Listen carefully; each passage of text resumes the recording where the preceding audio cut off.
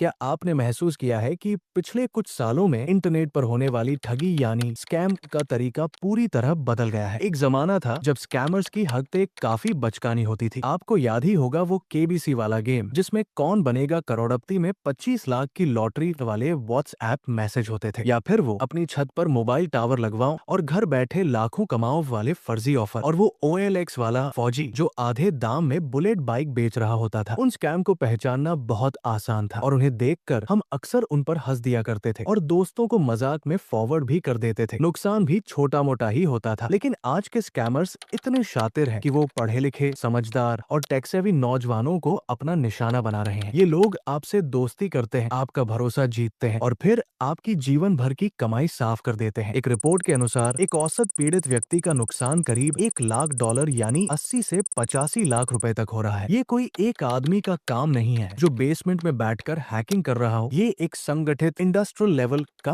अपराध है। सवाल ये है कि अचानक ये सब इतना खतरनाक कैसे हो गया और इसका कनेक्शन चीन से कैसे जुड़ा है। चलिए इस कहानी की जड़ तक चलते हैं। इस पहेली को समझने के लिए हमें इतिहास में थोड़ा पीछे जाना होगा। बात 1949 की है, जब चीन में कम्युनिस्ट पार्टी सत्ता में आई। सरकार ने आते ही देश के अपराधियों और गैंग्स की सफाई शुरू कर दी। अपनी जान बचाने के लिए चीन के कुख्यात माफिया, जिन्हें ट्रायड्स कहा जाता है, भागकर मकाओ और हांगकांग चले गए। मकाओ उस समय पुर्तगाल के कब्जे में था और वहां जुआ खेलना कानूनी था। इन अपराधियों ने वहां अपना नया घर बसा लिया। साल 1999 में जब मकाओ वापस चीन के हिस्से में आया तो सबको लगा कि चीन सरकार इन गैंग्स को खत्म कर देगी, लेकिन ऐसा हुआ नहीं। चीन की सरकार मकाओ को दुनिया का सबसे बड़ा गैम्बलिंग हब बनाना चाहती थी, बिल्कुल अमेरिका के लास वेगास की तरह। इसके लिए उन्हें इन गैंग्स की जरूरत थी और तब सरकार और इन माफियाओं के बीच एक अनकहा समझौता हुआ। माफिया सड़कों पर मारकाट बंद करेंगे और बदले में उन्हें कैसीनो के धंधे में हिस्सा मिलेगा। यहीं से इन अपराधियों का बिजनेस लीगल होने लगा। अब आप सोच रहे होंगे कि कैसीनो में माफिया का क्या काम। दरअसल चीन में एक नियम है कि कोई भी नागरिक साल में $50,000 से ज्यादा पैसा देश से बाहर नहीं ले जा सकता है। लेकिन चीन के अमीर बिजनेसमैन मकाओ में करोड़ों का जुआ खेलना चाहते थे। यहाँ एंट्री हुई ट्रायड्स की, और चीन के माफिया जो कि ट्रायड्स थे, उन्होंने जंकेट नाम का एक सिस्टम बनाया। ये सिस्टम कुछ इस प्रकार से काम करता था। एक अमीर चीनी आदमी मकाओ आता था और जंकेट माफिया उसे जुआ खेलने के लिए वहीं पर उधार पैसे दे देते थे। वो जी भर के जुआ खेलता और फिर जब वो वापस चीन अपने घर जाता तो माफिया के लोग वहाँ उससे कर्ज वसूल लेते थे। ये सिस्टम इतना सफल रहा कि मकाओ की कमाई लास वेगास से कई गुना ज्यादा हो गई। सब कुछ सेट था, सब पैसा कमा रहे थे, लेकिन फिर 2012 में शी जिनपिंग चीन के राष्ट्रपति बने और सब कुछ बदलने लगा। शी जिनपिंग को भ्रष्टाचार बिल्कुल पसंद नहीं था। उन्हें पता था कि मकाओ के जरिए चीन का पैसा गैर कानूनी तरीके से बाहर जा रहा है। इसलिए 2019 के आसपास उन्होंने इस जंकेट सिस्टम पर जोरदार हथौड़ा चलाया। बड़े बड़े माफिया सरगना गिरफ्तार कर लिए गए। मकाओ में इनका धंधा पूरी तरह चौपट हो गया। मजबूरी में ये अपराधी मकाओ छोड़कर दक्षिण पूर्व एशिया के उन देशों में भाग गए जहां कानून व्यवस्था बहुत कमजोर है, जैसे कंबोडिया, म्यांमार और लाओस। उन्होंने सोचा कि वहां वे नए कैसीनो खोलेंगे, लेकिन किस्मत देखिए, उसी वक्त दुनिया में कोविड महामारी आ गई। बॉर्डर बंद हो गए, पर्यटक आने बंद हो गए और उनके खाली कैसीनो भूतों के डेरे बन गए। उनके पास स्टाफ था, कंप्यूटर थे, जगह थी, लेकिन कमाई का जरिया नहीं था। इसी हताशा में उन्होंने जन्म दिया दुनिया के सबसे खतरनाक स्कैम को, जिसे कहते हैं पिग बुचरिंग। दोस्तों, पिग बुचरिंग नाम सुनने में अजीब लगता है, लेकिन ये स्कैम के तरीके को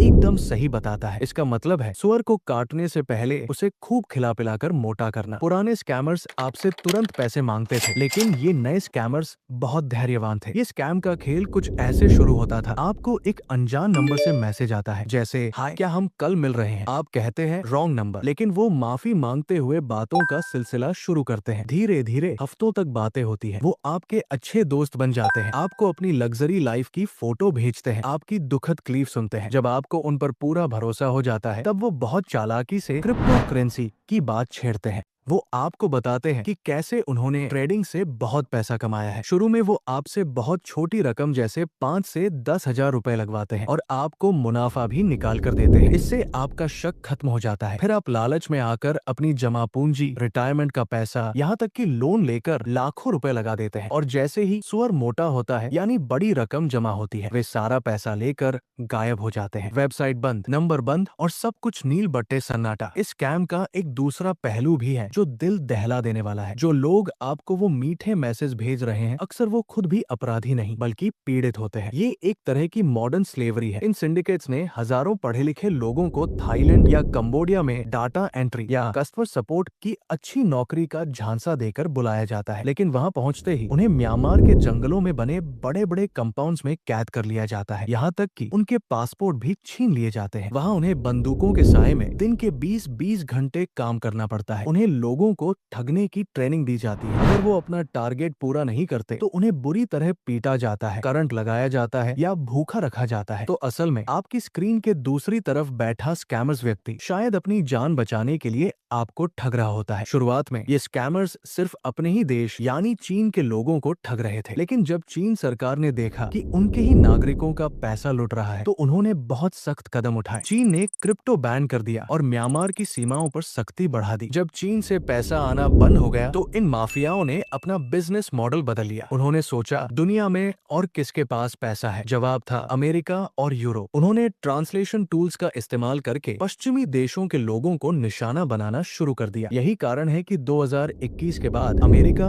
और यूरोप में अचानक स्कैम के मामले आसमान छूने लगे। तो दोस्तों, निष्कर्ष ये है कि चीन ने अपने घर की गंदगी साफ करने की कोशिश की। ट्रायड्स को मकाओ से खदेड़ा, लेकिन अनजाने में उन्होंने इस गंदगी को पूरी दुनिया में फैला दिया। मकाओ से निकलकर ये अपराधी कंबोडिया, लाओस, फिलीपींस और थाईलैंड, म्यांमार बॉर्डर जैसे देश में और भी ज्यादा खतरनाक हो गए हैं। जब तक दुनिया में ऐसे इलाके रहेंगे जहां कानून नहीं चलता, ये अरबों डॉलर का स्कैम इंडस्ट्री चलता रहेगा और हम में से कोई भी इसका अगला शिकार बन सकता है। इसलिए अगली बार कोई अनजान व्यक्ति ऑनलाइन आपसे मीठी बातें करे और निवेश की सलाह दे तो याद रखिएगा, हो सकता है कोई है जो आपका स्वर मोटा कर रहा हो।